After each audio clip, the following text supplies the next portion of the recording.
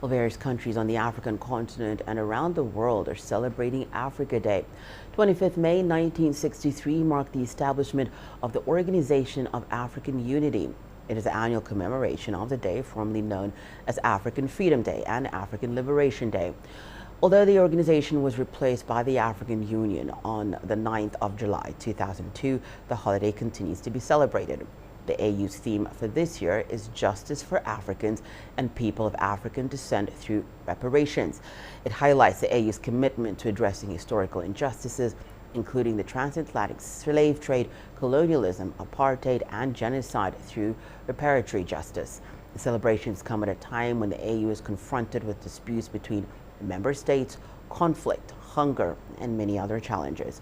Well, let's bring in Dr. Mustafa Ali, co-founder and chairman of the Horn International Institute for Strategic Studies. He joins us live via Zoom from right here in Nairobi. Hi there, Doctor. Thank you so much for joining us. Africa Day is being celebrated at this time when the continent is reported to be facing so many multiple challenges. We're seeing it on a daily basis. How do you see the overall performance of the continental body so far in dealing with some of these pressing issues? Thank you. Thank you very much for having me. In terms of the original mandate for which the Africa Union was created, Africa Union has, I think, achieved most of the goals of liberating Africa, liberating African countries. And that work is now more or less over in terms of the physical liberation of the African countries. And what remains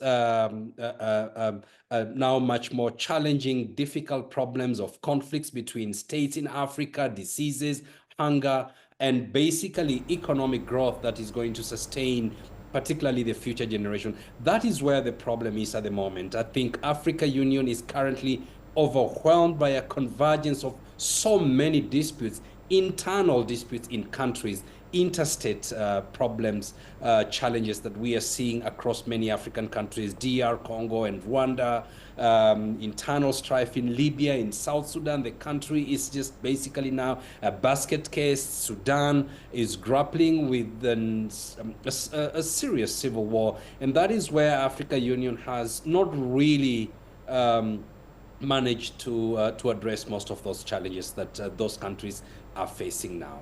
Well, let's talk about the theme for this year's commemoration of Africa Day. On the back of what you've mentioned with all the challenges that the continent is facing, this year's theme for the AU is Justice for Africans and People of African Descent through Reparations. Why is this issue of reparations a big deal for the AU? The issue of reparations is a very important issue, not just for the Africa Union, but for all countries in Africa. And here is the reason. Africa was plundered.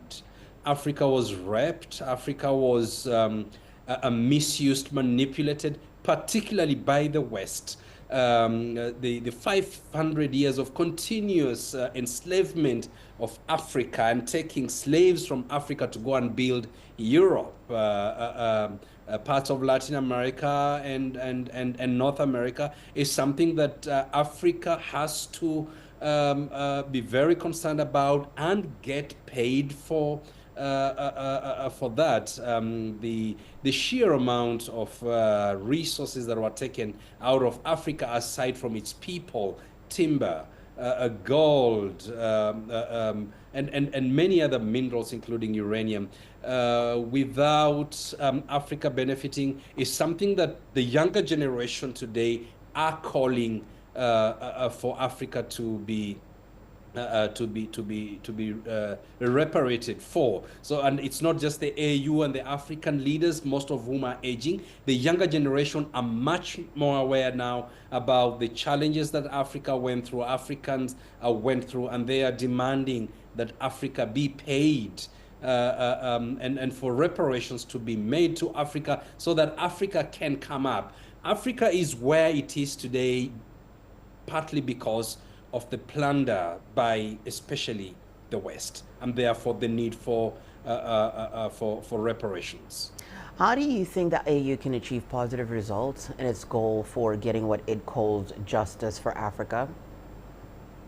I think it should, and I think Africa Union has to persist for it to get Africa and most of the African countries to be paid for the loss.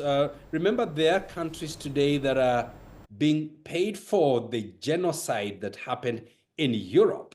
Now, the worst forms of genocide did take place on the African soil. In the DR Congo, for example, up to 10 million Congolese were massacred, murdered by King Leopold II of Belgium. Now, there hasn't been any discussion at all about reparating a DR Congo.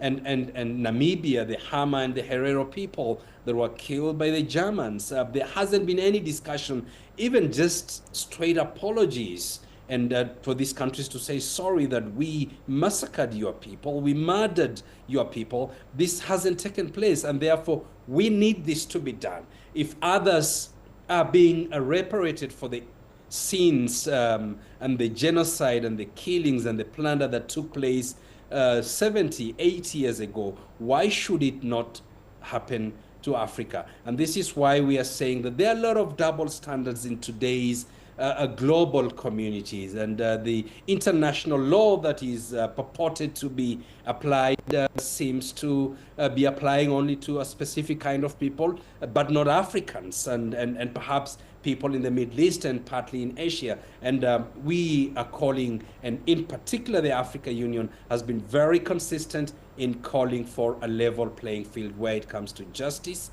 and reparations.